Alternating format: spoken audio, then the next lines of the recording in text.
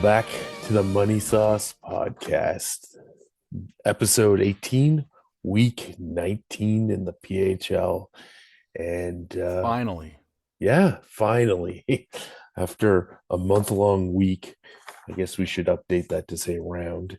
Uh, we have some final scores. Before we get to the final scores, though, as always, there's some breaking-ish news. What And is it? the first thing is the LA Kings have fired head coach Jim Hiller on Weren't they Sunday. just talking about how he was not going to be fired? I guess it was all a big ruse. Oh, didn't see it coming. There you go. You crafty LA Kings. Yeah. So Jim Hiller was let go on Sunday. He'd been the coach since 2024. He and Oh, he was taking over on an interim basis at that time. And now and then they associate, just left him there? Is that what happened? yep, I left him as the coach. And 2 years for an interim position is not bad. I guess not. That's a win. And now associate coach DJ Smith will take over as the head coach for the rest of the season. Do you think they're like, DJ, what do you got on Edmonton, man? Tell us what their weakness is. Yeah, I mean, it's not been a great year for LA, right? 24, 21, and 14, and fifth in the Pacific Division. So, but They're fifth in the Pacific Division, but 3 points out of the wild card? it's a tough division. That's all you can say, right? I guess so. Yeah. Um, Not a lot of time for him, though, really, when you think about it. No, not even 2 full seasons. Right. Is that even fair? I don't know. I don't think so. Like, what can This seems like a panic move so they can creep back into the playoffs. potentially, yeah. It's kind of how I feel about it too. I don't know what else to say besides for like, what good is a coaching carousel? Like, I mean, there's always a bit of a bump when they switch coaches, it seems to be. But like, if you don't give a guy a chance to, have a couple seasons and work with what he's got and with his systems and get that all in place, like, I don't know. I think I think the NHL is becoming guilty of kind of what the NFL does. I feel, anyways, of like just it's not working. We can't get any trades done, so that's it. Let's just get rid of the coach because that's the easy thing to do. Is that the result of a salary cap league, you think? Yeah, I Because part of mean, it is like you can't make a hockey trade, or it's harder to make those straight up trades right, with so many no movement clauses, and you're limited in what you can do salary wise. So it's just like, all right, well, what's the easiest way we can make a change? Bye, coach. yeah, yeah. No, that's a fair point, and that I'm sure that plays into it. Um, yeah, because you can spend as much as you want on coaching, right? So It's never a good investment. no, no, that's true. But As yeah, much as like the discrepancy between what coaches make and what players make is astronomical. And I guess that's part of the problem. Like the players don't really, I don't want to say they don't care, but like the coach is almost like the referee in a wrestling match. Do you really need him? Well, it's not the same if he's not there. So right, yeah, but he's so expendable because he's not really important to. It's not that he's not important. He's just not as important, nearly as important as the players. right. He can't move the players. So like, eh, yeah, they're just so expendable Yeah, and easy to hire someone else. So yeah, it's a weird thing in modern day sports. you almost wonder if there's ever going to be a coach that comes through from, I don't know, junior or from the AHL, whatever, comes up and becomes kind of like the coach of that team of for that era kind of thing. Like, Like a yeah. Sheldon Keefe. Well, that's the best example I can think of. Like Yeah, he had but a pre-existing relationship with the GM. right. Then Kyle Dubas became the GM. Well, I mean, He's I kind of think biding his time for Babcock to get out of there and hired Keefe, and now Keefe's a regular. yeah. I'm even thinking like, Scotty Bowman forever with the Red Wings, or Don Cherry was so famous with the Bruins. Maybe not the best example because it Oh, like wasn't as somebody long. getting promoted from junior or the A Yeah. and then becoming like a Scotty Bowman. Yeah, becoming It'll like never happen. the coach that is like kind of the face of the franchise kind of thing. Like, yeah, no, but I agree. I don't think it'll ever happen again. I Um, don't think it can in this era after what we just talked about. Like it's too easy to remove somebody. right. It's just like a reflexive thing. Hmm. Like I don't know if the team stuck by Scotty Bowman for a down period. I don't even know if he ever had a down period. Well, he must have been fired because he was on a few different teams. Hmm. So I don't know. It's hard to remember. Who would you say is like the latest example of that? Yeah, I didn't. The Keefe thing is more like a short term. Like how does a coach break into the league? right. But in terms of becoming a face of a franchise, like It might have actually been Mike Babcock just in Detroit, not in Toronto. I mean, he obviously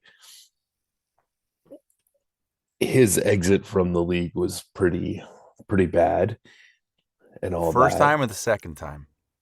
Well, the second time when they Yeah, kind of uncovered that, the way he did things and all that. Or I guess it was I don't know. I don't want to defend. I don't know him, but right. I'm sure there's other coaches around the league that are have been just as bad. And he Oh took the yeah, bullet for that, kind of in the cultural moment we're in. Not to excuse anything he did, right. I but understand. Yeah, he learned it from somewhere. yeah, but And if he'd won, people wouldn't care. yeah, I guess not. Yeah. Um, but that's the most recent example that I can think of off the top of my head of a coach that was, Bruce Boudreau's kind of like that, actually. I guess so, but the Capitals never ended up winning with him. Not Boudreau. I always get him mixed up with Barry Trotz. Thank you. Barry Trotz Who went to definitely win with the Capitals. right, Um, but yeah, you Trotz in mean yeah, Nashville's probably like that. yeah, absolutely, Not that he had much success there, but just he was the guy for so long. yeah, yeah, absolutely. And actually, another one for a while would have been Joe Quinville in Chicago before all those allegations came out. I wonder if he'd still be in Chicago. I I doubt it, only because of the natural rebuild cycle Yeah, that seems to affect every team. yeah, Who knows? But it definitely tarnishes the idea of like the face of a franchise, coach wise, hmm, because he won so many cups there. yeah. Well, speaking of him, Nice. he It's almost like you planned this. I almost did. He he became the second coach ever to hit 1,000 career wins. So last Wednesday, so almost a week ago, the Ducks and the Oilers faced off, and the Ducks came back and won 6-5. Mm-hmm. And that would mean that, other than the aforementioned Scotty Bowman, he is the only coach to hit that milestone. So Congratulations, Joel. yeah, big mark. Good for him. He's definitely done something for the Ducks this year. They seem to be able to come back frequently from being down and win those games. I'm wondering how the the frequency of going into overtime. I wonder how that plays on the team going down Oh, that's true. the Not rest of the playing in the tie season. era. Yeah, but Oh, that's a great point. the Ducks are on their way up for sure. And I guess it's not the worst thing in the world if they don't make the playoffs this year as they continue their kind of rebuild from the end of the um, Getzlaff kind of era of Ducks, right? So, Mhm. I think it's a yeah, blessing to have a talented young team and not make the playoffs. Because I think it messes with the time, like management's timeline. You know, yeah, yeah, they're trying to they're so get quick to be like, things. "Oh, we're on the cusp. Let's make a few moves and be a contender." And it's never like that. Like the contenders are the teams who draft Mhm. year in and year out. Like that's why Tampa Bay has been so good for so long, Absolutely. right? Yep. At some point, like when Stamkos was in his prime, they drafted Kucherov and other players. Hedman, yeah. Well, Hedman was there for the Stamkos stuff. Was he? Kucherov Yeah. caught a bit of it too. But like you can't get like a number one D in free agency because they never get there, Yeah. right? So like you have to draft and develop. Hmm. You can't trade your draft picks away every year. So it's a blessing for this team to Yeah. not make the playoffs. So management just drafts Hmm. rather than pull off some stupid move so they can lose in the first round Hmm. Hmm. and just continue kind of going along. One episode we should look at doing is like look at the Stanley Cup teams that won and see what moves they made at the deadline. That would be interesting. See if it's worth it. Absolutely. Yeah. Like what really is the return, right? Yeah. That's Because I'm sure the Leafs would love that first round pick back right now.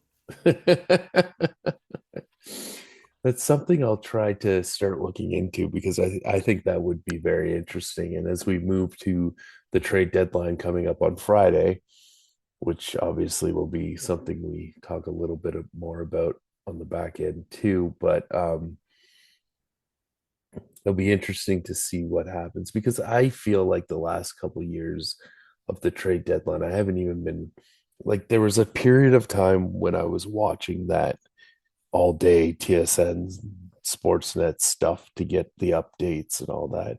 But I Yeah. feel like the last few years, those big deals, those big deadline deals, um, they haven't really happened on the deadline, but rather leading up to the deadline. Well, But yeah. this, Quinn Hughes. yeah, yeah, exactly. So, And a lot of stars have demanded out, which kind of throws things off. yeah, and then you also had the like pause this year because of the Olympics, right? So there was also that kind of Which totally threw off my own personal trade deadline moves. Just ready to get back into hockey. Oh, the deadline's tomorrow? Nah, fuck it. Forget it. I'm just sticking uh, holding pat.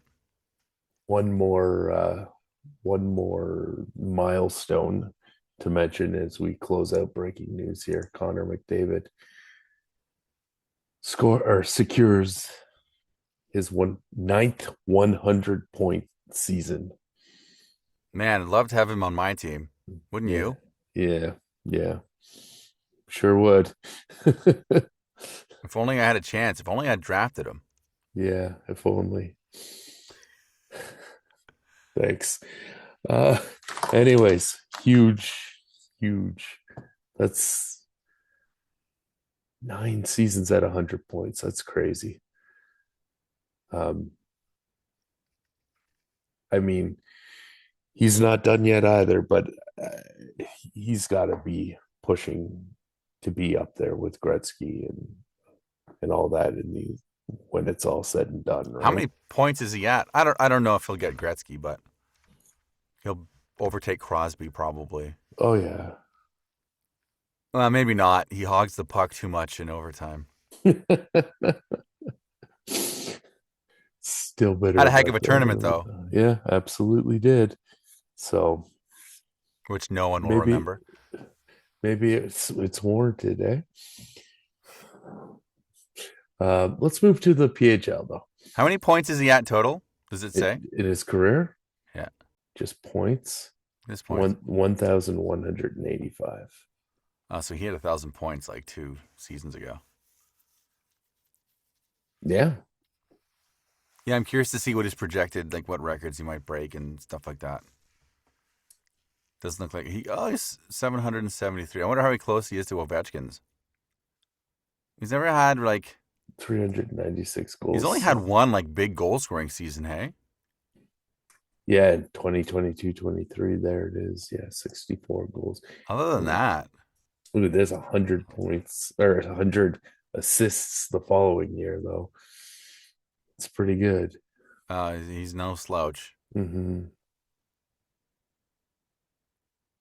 Games played, 64 games played, yeah. When he gets And a full season in. yeah, Even 10, in 2021, he had 105 points and 56 games 6 played. games. Yeah, That was the COVID year, yeah? I think so. Yeah, Wow. in 10 years. So, like, I mean, he's probably got another 10 in him, too, At right? least another 5 good years, Oh, for right? sure. Yeah. 97? Oh, no, he's 30 next year? Yeah, he could go to 40 if he wanted to. No, he's not going to 40. Well, Crosby is, right? Ovechkin Yeah, is. I don't know. I know not at these numbers, don't get me wrong, but Yeah, maybe.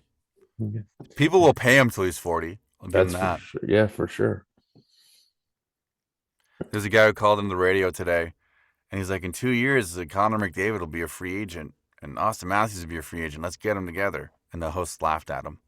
I would too. And it's just, yeah, it's just like in 2 years, he's going to be 32, and you're going to.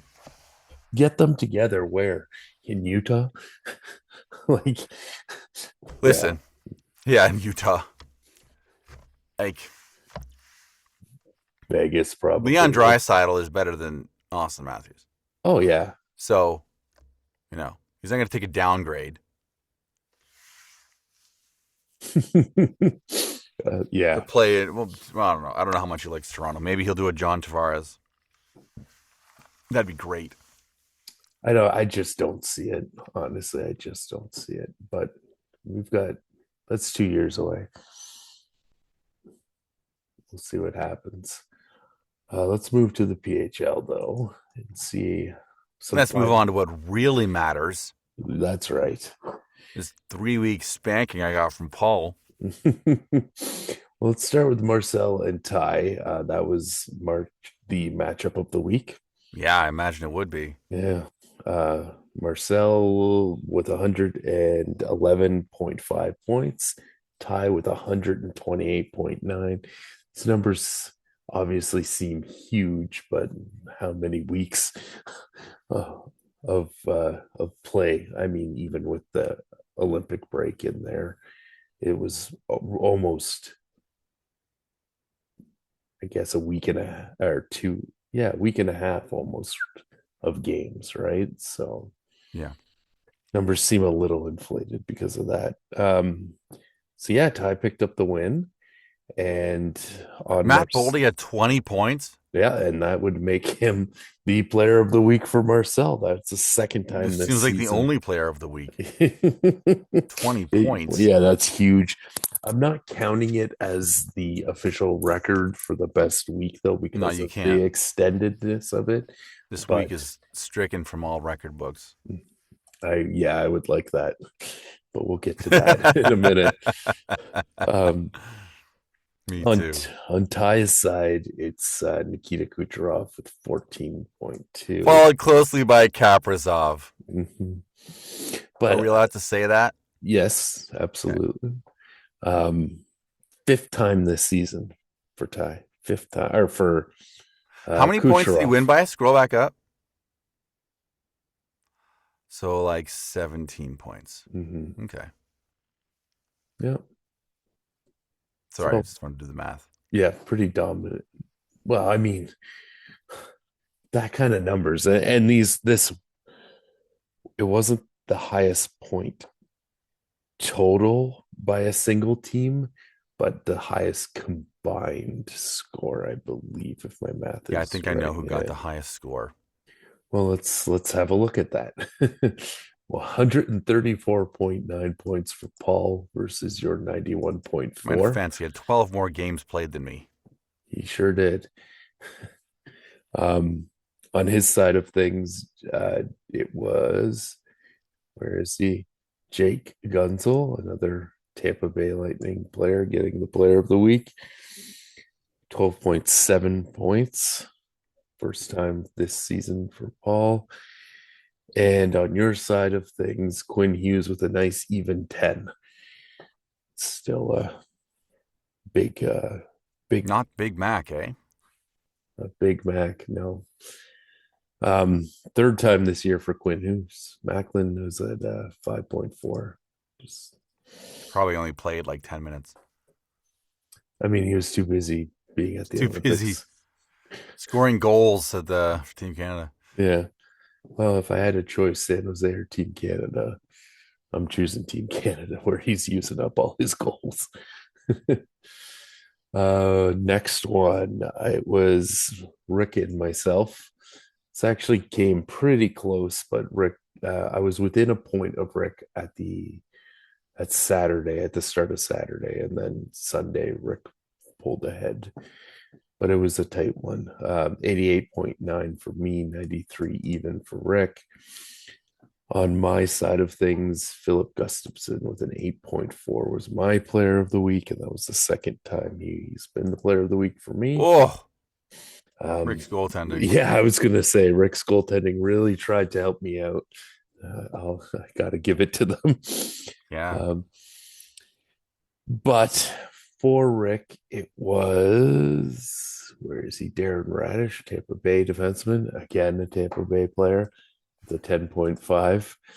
That's his second week in a row as the player of the week for Rick, and second time on the season as well. Then we have Colin and Dan. This one was actually decently close, 116.5 to 106.70. So not a bad showing by Dan there. Um, Matthew Kachuk with the 14.6 point week for Colin as the player of the week. And on Dan's side of things, it was Nick Schmaltz from Utah with Hmm. 11.3 as the player of the week. Not bad. Both first time appearances for these players for their teams. That's the players of the week.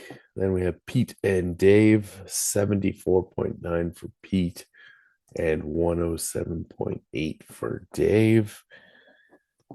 Matthew Schaefer, I mean to say, is 11.4 player of the week for Pete. That's the second time this season. And on Dave's side of things, it is Evan Bouchard with a 12.6. That would be his third time as the player of the week for Dave this year. Into the final matchup, it was Garrett and Captain. This was the low scoring matchup of the week. It was 79.9 for Garrett, 68.9 for Captain. On Garrett's side, it was Ilya Sorkin with a 9.5 as the player of the week. Yossi Saros was not following up his Olympic. No, he's still crying about it, I guess. Yeah, minus 3.7. Part of that could have been before the Olympic break, actually, right? Yeah, probably. So, uh, Actually, can but you click on him? I want to see when that happened. a little bit after he basically broke even after, and yeah, the two Yeah, games he was before the crap in the Olympics. bed. Yeah. Yeah. 11 goals in 2 games. And then on captain's side of things, Dylan Larkin, there he is, 9.2 Player of the week for the third time for captain. So where does that leave us in the standings?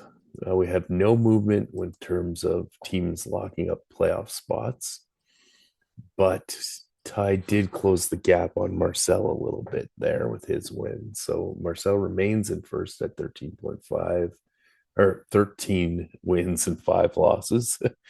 um, Ty in second with 12 wins, 6 losses. Paul and myself both at 11 wins and 7 losses, but he's got the tiebreaker there for the points for. You and Rick and Colin are all fighting for fifth. You have the tiebreak lead, but you're all at 10 and 8. Rick is officially in sixth with the tiebreaking, and then Colin in seventh. The battle for the last playoff spot is starting to take a little bit more shape, but Dave and Garrett are still fighting for it at 8 and 10 with a slight points for advantage to Dave. Dan's still in the equation at 7 and 11 at 10th spot. And then we've got Captain and Pete at 4 and 14. So how many weeks left? I ask this every week. Yeah. So we are in the second last week Ooh. of the regular season. So and there's still a bunch of teams who haven't clinched a spot. Yeah. Wow. With 2 including left. Including myself. Yeah. But with a win for you, Rick, and Colin, that should do it.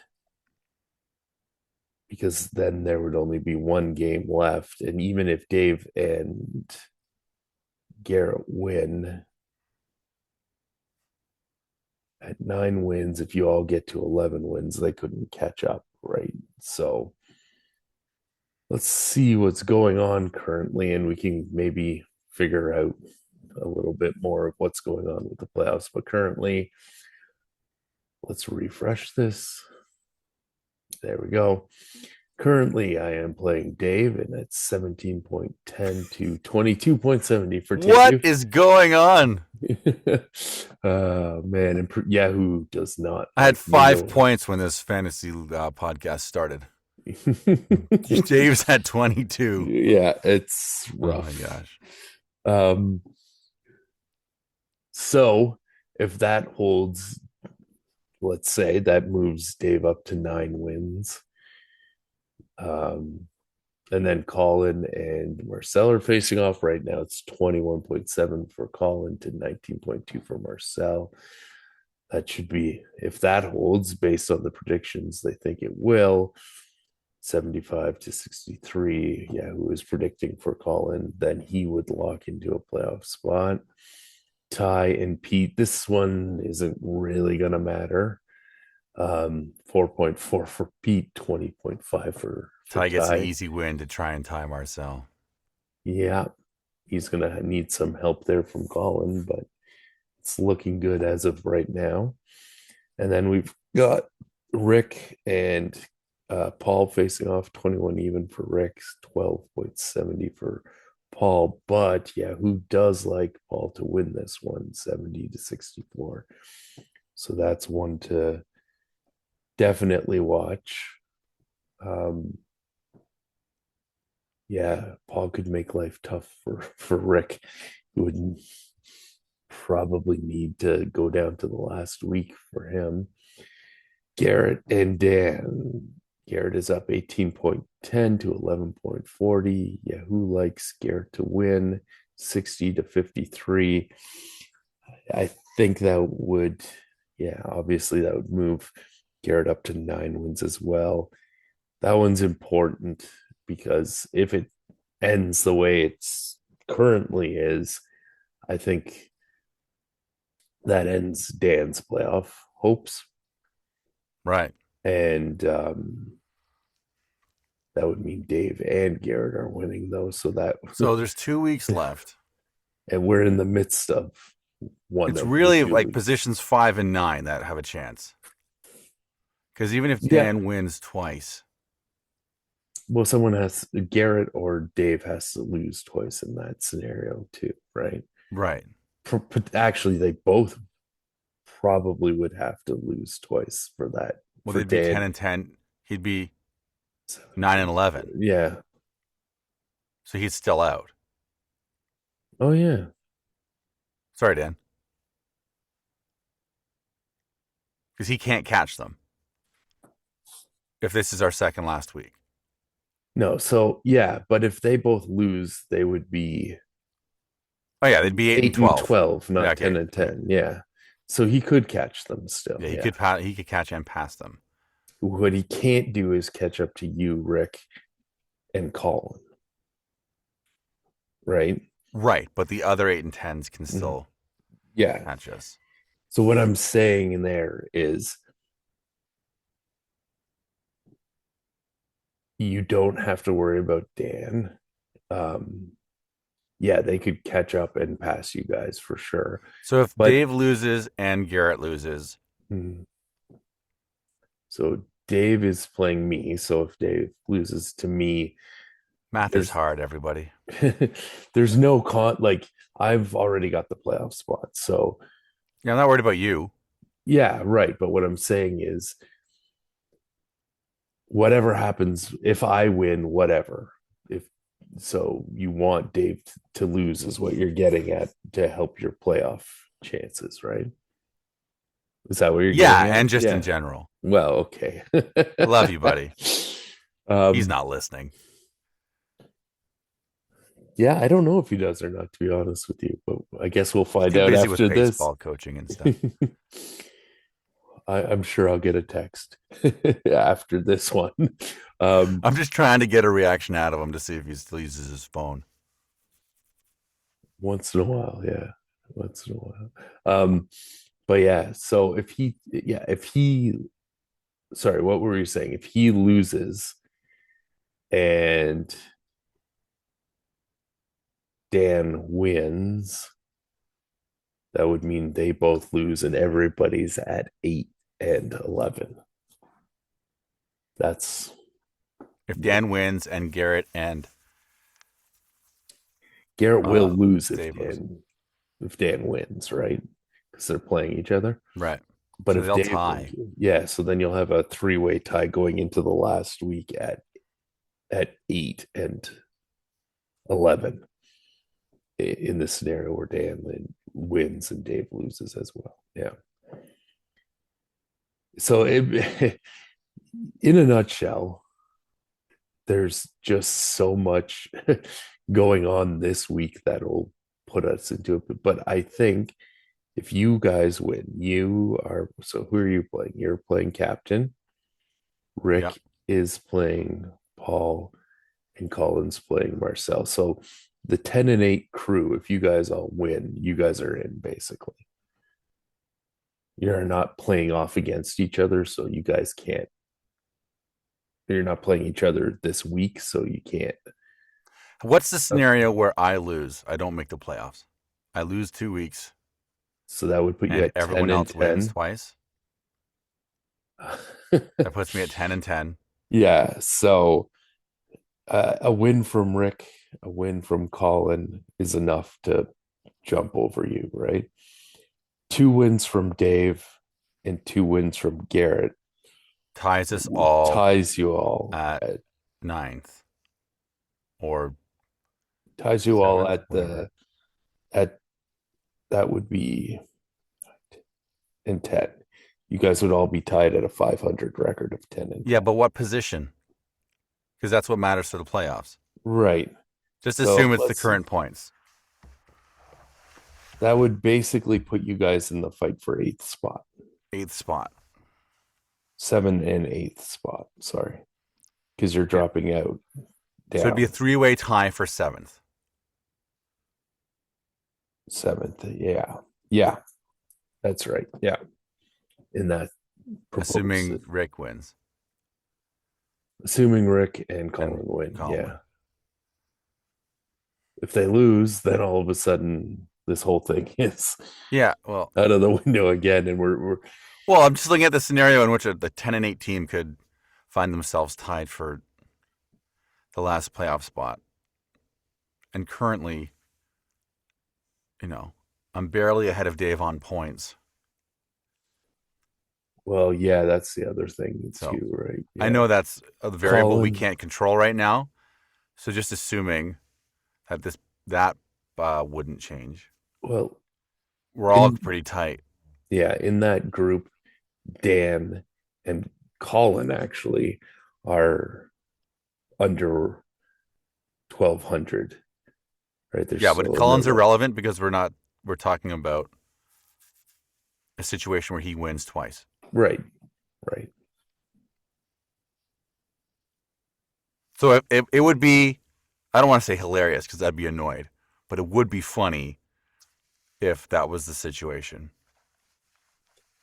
Yes, it where would one of be. those teams, my team, drops down. So specifically my team, because well, Rick's pretty close too.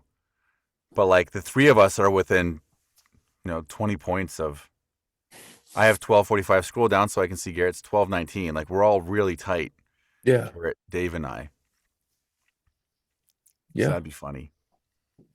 And it seems like the way this is going, it might come down to that for that last playoff spot. So get as many points as you can, I guess. It'll be it'll be fun though. It's fun to watch scenarios like this play out in the final weeks, right? Not just having it all decided a couple weeks before it all ends. Yeah, no, it is fun. There is some parity. There's a lot of parity. Too much parity. We're celebrating mediocrity in this league. um, we mentioned before. Well, Even yeah, if this was like a points league, yes, Paul's still kind of running away with it. 1392. He's the only guy with 13,000 points. he is. Yeah, Other than him, it's a tight. It would come down to the wire, which doesn't usually happen in leagues. Normally, this top portion of it's pretty set. yeah,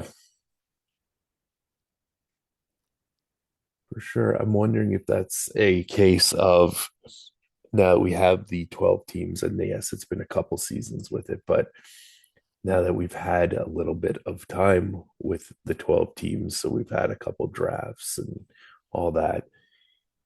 Is it just the talent pool in terms of Talent pool's too shallow. too shallow, or is Yeah, it is that it, or is it like that's what's making it or breaking it? The fact that you have to stay on top of adding players and all that kind of stuff. I Is it don't. making it interesting, or is it just making it too shallow? You know what I mean? I don't know. Everyone's made moves. Mm-hmm. Paul's only made 8 moves because he believes in his team so much. The captain, sorry. Yeah, right, right.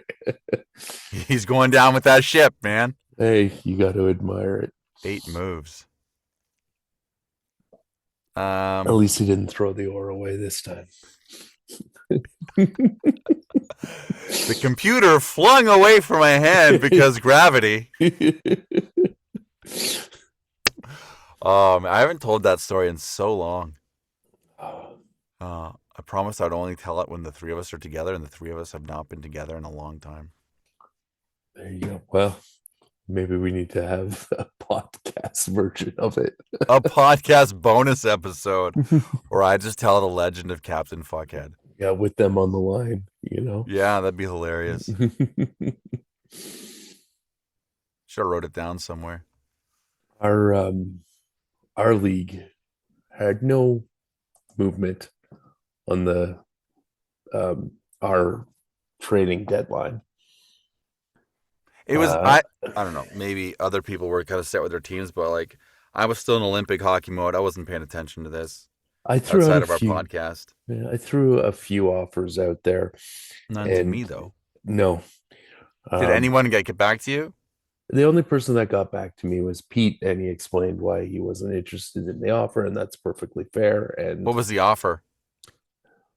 oh boy, what exact?